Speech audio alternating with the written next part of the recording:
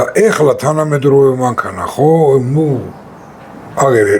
სახეს და გვარს არ დავასახელებ რა ერთ პიროვნებას ახავს ახალი S კლასი კი ნუ თლაც ბოლო მოდელი არა ბოლოს წინა მოდელი ტურბინა რო უყენით თუ რაღაცა და ძრავზე შეიქმნა პრობლემა რო დასტუკა ძრავზე ხო ეს კლასის ძრავმა დაასტუკა თან იმის გამო კი არა რომ დროულად ზეც არ უცმილდნენ ან ბადსაწვავსას გააკეთეს თითო ქარხანაში აი რაღაცა წუნი ქონდა რა და ვერ გაუგეს რა წუნი ქონდა და ეხლა ხოაზე ხარ ეს ჩვენი მაღაზიები და როგორია გარანტიაზეა მანქანა დოჯი გარანტია ხო და დაიწყეს თავის მართლება ხა